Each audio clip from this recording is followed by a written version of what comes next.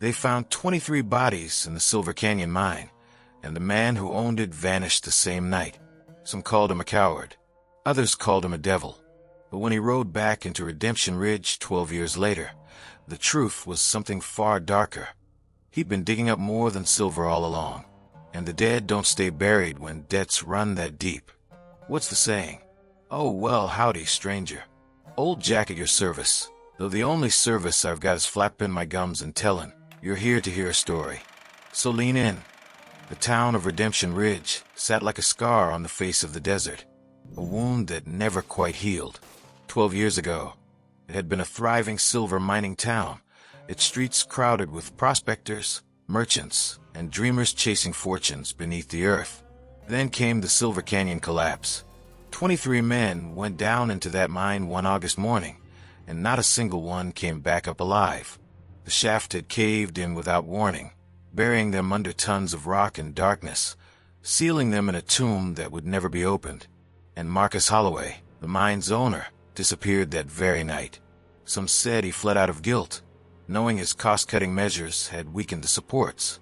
Others whispered darker things, that he'd orchestrated the collapse deliberately, that there was something down in those tunnels worth more than the lives of 23 men. The rumors festered like infected wounds, but without Holloway to answer for his crimes, they remained just that, rumors. The widows mourned, the town withered, and Redemption Ridge became a place people left rather than came to.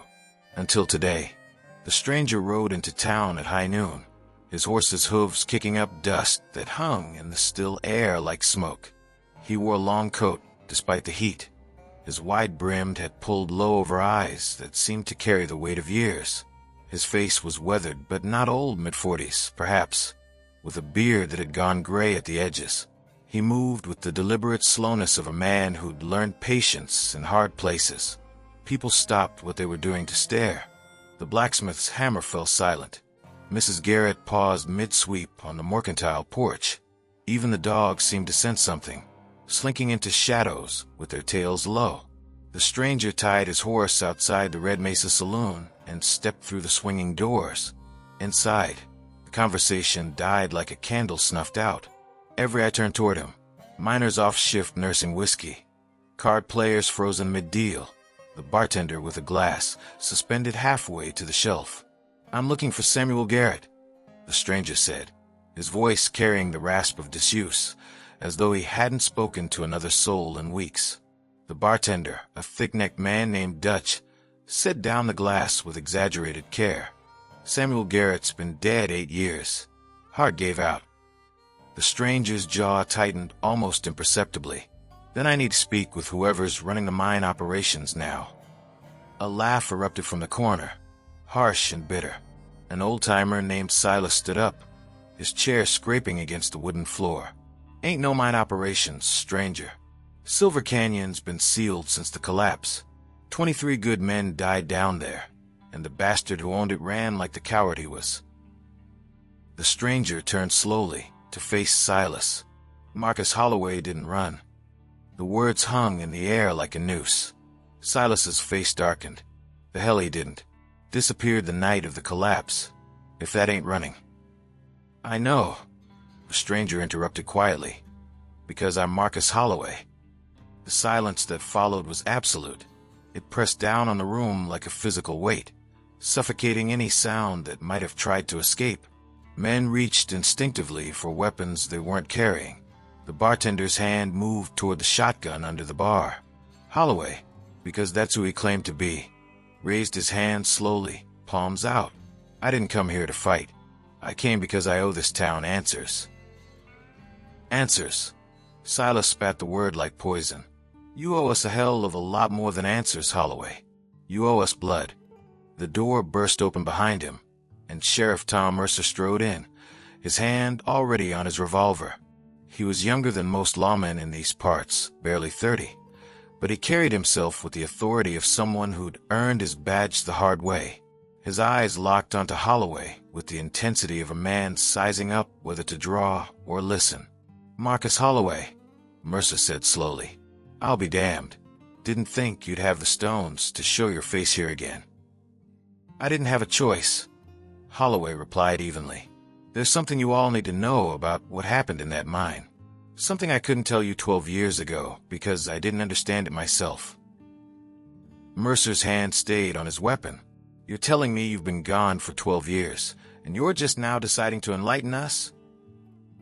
I'm telling you, Holloway said, his voice dropping lower, that those men didn't die in an accident. They were murdered, and if we don't act fast, it's going to happen again. The room erupted.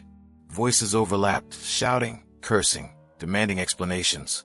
But Mercer raised his hand, and somehow, miraculously, the noise subsided. He studied Holloway for a long moment, his eyes searching for any hint of deception. You've got until sundown to explain yourself, Mercer said finally. And if I don't like what I hear, you'll be swinging from a rope by morning. Holloway nodded once, accepting the terms. As the sheriff led him out into the street, the townspeople followed like a tide of fury barely held in check. The ghost had returned to Redemption Ridge, and whether he brought salvation or damnation remained to be seen. Sheriff Mercer's office smelled of old leather and stale coffee. A single barred window let in a shaft of afternoon light that cut across the room like a blade. Holloway sat in the wooden chair opposite Mercer's desk, his hands folded calmly in his lap, despite the loaded tension in the air. Outside, a crowd had gathered, not a mob, not yet, but close enough. Their murmurs filtered through the walls like the hum of angry bees. Mercer leaned back in his chair, studying the man across from him. Start talking. Holloway reached slowly into his coat. Mercer's hand twitched toward his gun and pulled out a rolled piece of parchment, yellowed with age and stained at the edges. He laid it flat on the desk, smoothing out the creases with careful fingers. It was a map, but not of the surface. This showed the underground tunnels of Silver Canyon Mine in intricate detail, shafts, chambers, support beams, even water sources. Holloway's finger traced a route through the main corridor to a point marked with an X. This, Holloway said, is where they found the silver. This, his finger moved to a separate chamber, one that branched off from the main tunnel, is where they found something else. Mercer frowned. What are you talking about? 6 months before the collapse, my foreman, Samuel Garrett, came to me with samples of ore from this chamber. It wasn't silver. It was something I'd never seen before, dark, almost black, with veins of red running through it like blood vessels. When we tested it, it reacted violently to heat, burned hotter than coal, longer than oil. We didn't have a name for it, but we knew it was valuable. So you kept mining it? Mercer said flatly. I kept mining it, Holloway admitted, his voice heavy. But I didn't understand what we were dealing with. The deeper we went into that chamber, the stranger things became. Men started reporting headaches, visions. Some claimed they heard voices down there. I thought it was the air, bad ventilation, maybe gas buildup. Was it? Holloway's eyes met Mercer's, and there was something haunted in them. No, it was the ore itself. That chamber, it wasn't natural. Someone had dug it long before we ever set foot in Silver Canyon, and whatever that black ore was, it had been sealed away for a reason. Mercer sat forward, his skepticism warring with genuine curiosity. You're telling me there was a mine within the mine, and you just happened to break into it? Not just any mine, Holloway said. I spent 12 years tracking down answers. There are Spanish records, old conquistador journals, that mention a place called La Mina del Diablo, the Devil's Mine. They sealed it in 1642 after losing an entire expedition to something. The journals aren't clear, but they describe madness, violence, men turning on each other. And you think that's what happened to your crew? Holloway pulled another item from his coat, a piece of the black ore, no larger than a man's thumb. He placed it on the desk between them. Even in the dim light, it seemed to absorb the surrounding brightness, leaving a faint shadow around it. 3 days before the collapse, Holloway continued, we brought up a large sample of this. Samuel Garrett locked it in his office safe. That night, 2 of my men, good men, family men, killed each other over a card game. No warning, no argument, just violence. The next day, Another miner tried to set fire to the bunkhouse while people were sleeping. We stopped him, but barely. Mercer picked up the oar carefully, turning it over in his hand. It was cold to the touch, unnaturally so. What does this have to do with the collapse? Everything, Holloway said. The morning of the collapse, I went down into the mine personally. I wanted to see that chamber with my own eyes, to understand what we were dealing with. When I got there, he paused, his voice catching. The walls were covered in markings, symbols I didn't recognize, carved deep into the stone. And at the center of the chamber was a shaft, not one we dug. This went straight down, deeper than our equipment could measure. And I heard something down there. Not voices, not wind, something alive. Mercer set down the oar, suddenly conscious of how cold his hand had become. You're asking me to believe that your mind collapsed because of cursed Spanish and voices in the dark? I'm telling you, Holloway said, his voice hardening, that when I climbed back up to the surface, I found Samuel Garrett standing at the entrance to the main shaft. He was holding a torch, and he told me that if we didn't seal that chamber permanently, everyone in Redemption Ridge would die. So you collapsed the mine. He collapsed it, Holloway corrected. I tried to stop him, but he'd already set the charges. 23 men were still down there. I could hear them screaming. His voice dropped to barely a whisper. I ran because I couldn't face what I'd done. But Garrett stayed. He sealed himself inside with them. Mercer stood abruptly, pacing to the window. Outside, the crowd had grown larger. Even if I believe this insanity, and that's a hell of an if, why come back now? Those men have been dead for 12 years. Holloway reached into his coat one more time and pulled out a telegram, dated 3 days ago. He slid it across the desk. Mercer read it aloud. Mine reopened. New shaft. Come quickly. He looked up sharply. Who sent this? That's the problem, Holloway said quietly. It's signed Samuel Garrett. The sun was setting when Holloway and Sheriff Mercer walked toward the old community hall at the edge of town. The building had seen better days, its paint peeling, its boards warped from years of desert heat, but it still served as the gathering place for important meetings. And tonight's meeting was arguably the most important Redemption Ridge had seen in over a decade. Inside, oil lamps cast flickering shadows across the walls. Rows of wooden benches faced a raised platform where the town council once sat before the collapse scattered the population and dissolved any pretense of organized governance. Now the benches were filled with faces hardened by loss and bitterness, the widows, children, and siblings of the 23 men who'd died in Silver Canyon. At the front sat 3 women who'd become the unofficial leaders of what locals called the Widows' Council. There was Margaret Hayes, whose husband Samuel had been foreman and Holloway's right hand. Beside her sat Rosa Delgado, whose 2 brothers had died side by side. And at the center was Evelyn Cross, whose son Thomas had been just 19 when the mine took him. These weren't women to be trifled with. 12 years of grief had forged them into something harder than the rock that had killed their loved ones. Marcus Holloway, Evelyn said, her voice cutting through the murmur of conversation like a blade. I wondered if you'd have the courage to face us. Holloway stood at the back of the hall, every eye in the room locked onto him with varying degrees of hatred. He removed his hat slowly, holding it against his chest. Mrs. Cross, Mrs. Hayes, Mrs. Delgado. He nodded to each in turn. I know there's nothing I can say that will bring back your loved ones. I know I don't deserve your forgiveness.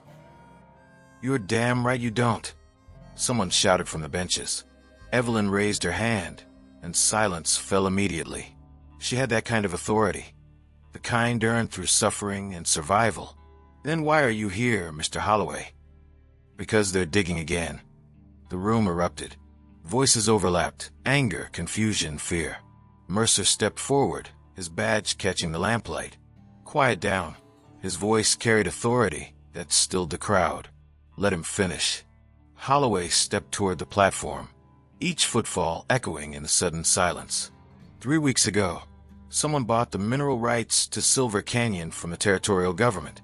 They've reopened the mine, not the main shaft, but a new one, coming in from the eastern ridge. Margaret stood, her face pale. That's impossible.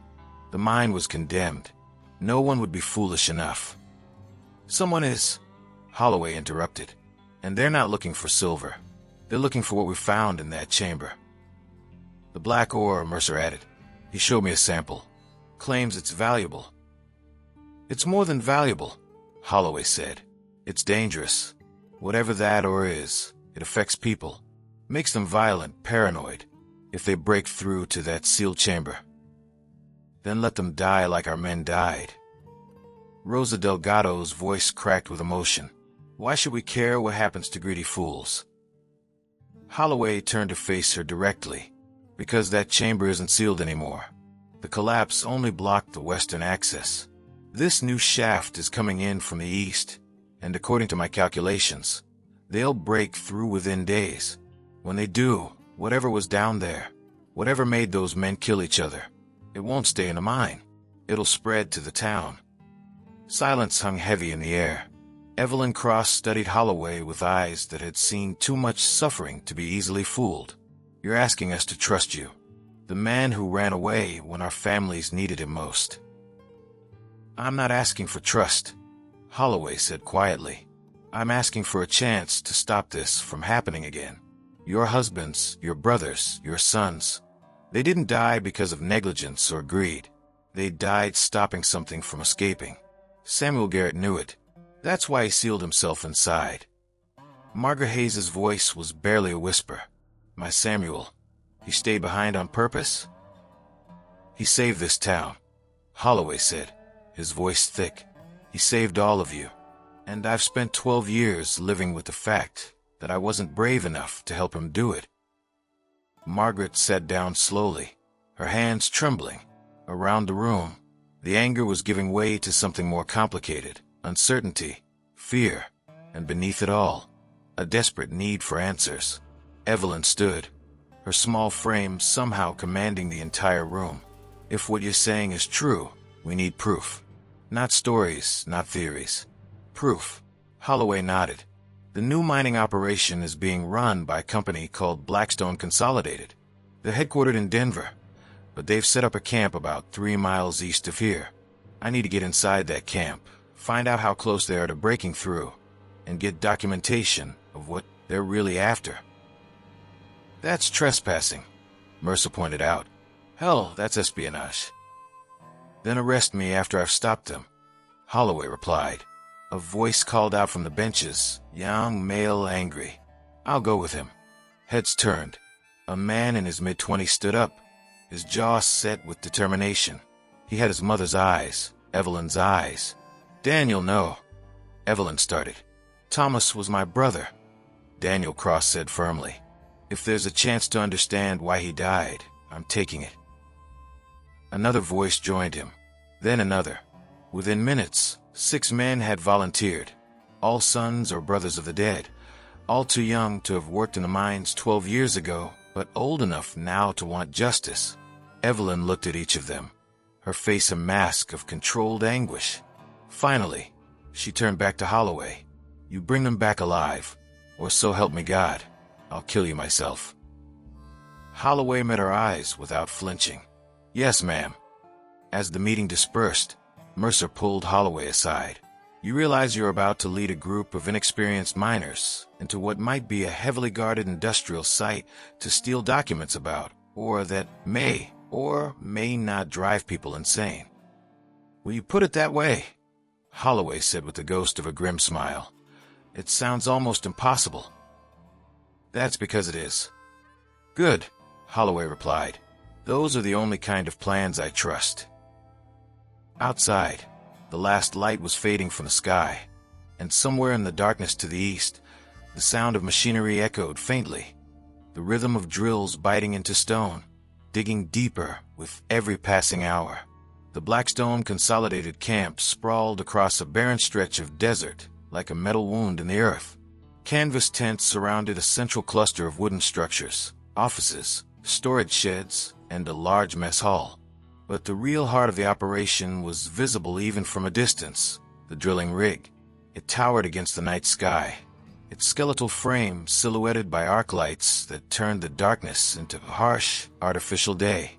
The sound was constant, a mechanical grinding that echoed across the empty miles like the growl of some massive beast. Holloway and his 6 volunteers crouched behind a rocky outcrop, half a mile from the camp's perimeter. Daniel Cross lay beside him, scanning the area through a battered pair of field glasses. 20, maybe 25 workers, Daniel whispered. Most of them look like regular miners, but there are at least 6 guards. Armed, they're patrolling the fence line. Fence line was generous. It was more of a crude perimeter marked by stakes and rope, but the message was clear: keep out. Marcus studied the layout, his mind working through possibilities. The main office, that building with the pitched roof. That's where they'll keep records, geological surveys, anything we can use as proof. How do you know? Asked James Delgado, Rose's nephew, barely 20 and trying hard not to show his fear. Because that's where I would keep them, Holloway replied. Thomas Garrett, Samuel's grandson, named after the young man who died in the collapse, spoke up. And how do we get past the guards? Holloway pulled out his pocket watch. Shift change is in 15 minutes. I've been watching their patterns for 2 days. When the new guards take over, there's a 5-minute window where the eastern perimeter is unwatched. 5 minutes isn't much time, Daniel said. It's enough if we move fast and don't get caught. They waited in tense silence as the minutes crawled by. Holloway used the time to study each of the young men with him. They were brave. He'd give them that, but bravery without experience was a coin flip between heroism and disaster. He thought of their fathers, uncles, brothers, buried under tons of rock because of decisions he'd made. The weight of that responsibility sat on his chest like a stone. Time, Daniel whispered. They moved as one, keeping low, using the natural contours of the land for cover. The eastern fence came up fast, just ropes strung between wooden posts. Holloway produced a knife and cut through in 2 quick motions. They slipped through one by one, shadows against shadows. The camp was larger up close, more chaotic. Crates of equipment sat stacked haphazardly. Empty or carts lined a narrow-gauge railway that disappeared into the mouth of the new shaft. The sound of the drill was deafening this close, a physical presence that made conversation impossible. Holloway pointed toward the office, then gestured for silence. They split into 2 groups. Daniel, James, and Thomas would keep watch while Holloway and the other 3 searched the office. The door was locked, but not well. Holloway had broken into better defenses during his years on the run. The interior was exactly what he expected. A functional workspace, filing cabinets, a large desk covered in maps and documents. He immediately went for the maps. "What are we looking for?" whispered Peter Hayes, Margaret's youngest brother. "Anything that shows depth, trajectory, geological anomalies." Holloway unrolled a survey map and felt his blood run cold. God in heaven. What is it? They're less than 30 feet from the chamber, maybe closer. He quickly began photographing documents with a small camera he'd brought, a modern marvel that would have been impossible 12 years ago. Every click of the shutter felt too loud, but he forced himself to work methodically. That's when they heard the shouting. Holloway's head snapped up. Through the window, he could see lights moving, converging on their position. Someone had spotted Daniel's group. Damn it. He grabbed what maps he could carry and shoved them inside his coat. Move. Now. They burst out of the office to find chaos erupting across the camp. Daniel and the others were running toward them, guards in pursuit. Gunshots cracked across the night, warning shots. Holloway hoped, but he couldn't be sure. This way, he led them toward the railway line, where the ore carts offered cover. More guards were emerging from the tents now, and the element of surprise was thoroughly lost. A bullet struck the cart behind Holloway's head with a metallic clang. These weren't warning shots anymore. "Split up," he shouted. "Meet at the rally point." The group scattered. Holloway grabbed Daniel and James, pulling them behind a stack of crates. "The shaft, we can lose them in there." "Are you insane?" James gasped. "That's the mine. Exactly. They won't follow us somewhere unstable. It was a gamble, but Holloway was out of better options. They sprinted toward the mine entrance, its yawning darkness somehow more inviting than the bullets flying behind them. The sound of the drill grew louder, almost unbearable, and beneath it, barely audible, was something else. A whisper. No, many whispers. Voices that weren't quite human, speaking in a language that predated words. Holloway's stomach turned to ice. They were already too late. The chamber had been breached. The darkness inside the shaft swallowed them whole. The arc lights from outside reached only a dozen feet before giving way to impenetrable black. Holloway had brought a lantern, but lighting it now would be as good as firing a signal flare. So they ran blind, hands scraping against rough-hewn walls, boots splashing through puddles that had accumulated over years of seepage. Behind them, the sounds of pursuit faded. Just as Holloway had predicted, the guards weren't stupid enough to follow them into an unstable mine. But that meant they were trapped, caught between armed men outside and whatever waited deeper in the earth. "We can't stay here," Daniel whispered, his voice tight with barely controlled panic. "Give me a moment." Holloway stopped, pressing his back against the wall. He needed to think. The map he'd stolen showed this shaft intersecting with the old Silver Canyon network, about 300 feet in. If they could reach that junction, they might be able to find another exit, assuming the collapse hadn't sealed everything completely. "Do you hear that?" James asked suddenly. They all fell silent. The drilling had stopped. In its absence, other sounds became audible. The creak of timber supports, the distant drip of water, and voices. Not the guards. These were different. "Hollow. Wrong. We need light," Holloway said, his hands shaking as he lit the lantern. The flame guttered, then caught, throwing dancing shadows across walls that glistened with moisture. And something else. The symbols. The same ones Holloway had seen 12 years ago, carved deep into the stone. But these were fresh, the edges sharp, the lines clear. Someone had been marking the tunnel. "What is this?" Daniel traced one of the symbols with his finger, then jerked his hand back as if burned. "It's warm." Holloway felt it too, a heat that radiated from the stone itself, pulsing with a rhythm that was almost organic, almost like a heartbeat. "We need to go. Now." They pressed forward, the tunnel gradually widening. The smell changed too, no longer just earth and dampness, but something metallic, like old blood. The walls here were different, smoother, clearly worked by tools that predated anything modern. This was the old mine, the Devil's Mine, La Mina del Diablo. The junction appeared ahead, and with it, the chamber. Holloway had tried to describe it to Sheriff Mercer, but words had failed him then and failed him now. The chamber was enormous, a natural cavity that had been expanded through centuries of excavation. But it was what lined the walls that stole the breath from their lungs. The black ore, not veins or samples, but vast expanses of it, covering every surface like a cancerous growth. And in the center of the chamber, the shaft, the one Holloway had seen 12 years ago, the one that descended into depths no equipment could measure. But now it was open.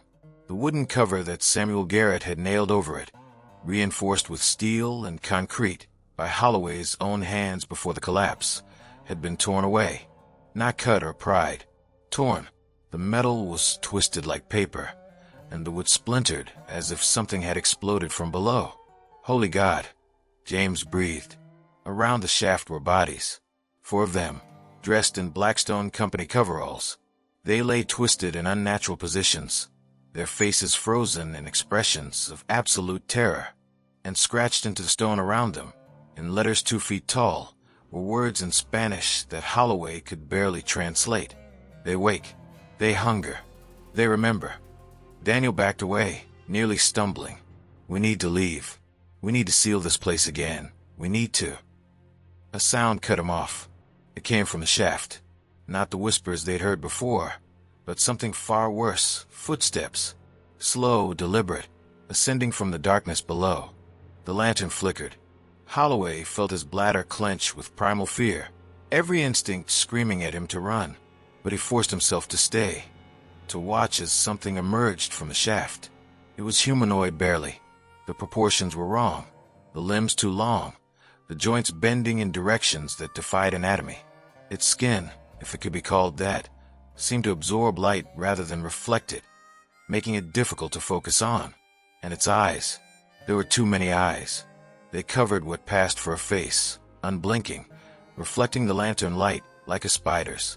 Samuel, Holloway whispered, because despite everything, despite the horror of what he was seeing, he recognized something in the thing's movements. The way it tilted its head, the familiar hitch in its gait from an old mining injury. Samuel Garrett, is that you? The thing stopped, its too many eyes fixed on Holloway. When it spoke, the voice was layered, dozens of voices speaking in unison, including one Holloway would have recognized anywhere. You came back. Tears stung Holloway's eyes. What did they do to you? We stayed. We guarded. But hungry. So hungry. More sounds came from the shaft. More footsteps. 23 men had died in the collapse. Apparently, not all of them stayed dead. Run, Holloway said quietly to Daniel and James. Run and don't stop until you reach Redemption Ridge. Tell Sheriff Mercer to evacuate the town. Tell him to bring dynamite. Tell him. What about you? Daniel demanded. I'm staying. This is my responsibility. I should have stayed 12 years ago. He met Daniel's eyes. I'm staying now. The thing that had been Samuel Garrett took a step forward. Behind it, more shapes were emerging from the shaft, twisted wrong, but still wearing the remnants of the clothes they died in. The 23, forever changed by whatever dwelt in the depths they'd been sent to guard. Daniel grabbed James and ran. Holloway heard their footsteps echo and fade, and then he was alone with the dead. I'm sorry, he said to Samuel, to all of them. I'm so sorry. Sorry, the voices echoed. Sorry doesn't feed hunger. They moved forward as one, and Marcus Holloway realized that some debts could never be paid, only carried. Daniel and James burst from the mine entrance just as dawn was breaking, their lungs burning, their minds reeling from what they'd witnessed. The Blackstone camp was in chaos, workers running in all directions, guards shouting conflicting orders. Several tents were on fire, and through the smoke, Daniel could see more of those things moving between the structures. Don't stop. James grabbed his arm as Daniel slowed, staring at the nightmare unfolding before them. Whatever had come up from the shaft, it wasn't staying underground. They ran until their legs gave out, ran until Redemption Ridge appeared on the horizon. By the time they staggered into Sheriff Mercer's office, they could barely speak. Holloway, Daniel gasped. Chamber things we need. Mercer was already moving, grabbing rifles from the rack, shouting for deputies. Within an hour, every able-bodied man in Redemption Ridge was armed and riding toward the Blackstone camp. The Widows' Council had organized the evacuation of women and children to the church, the one stone building in town that could be defended if necessary.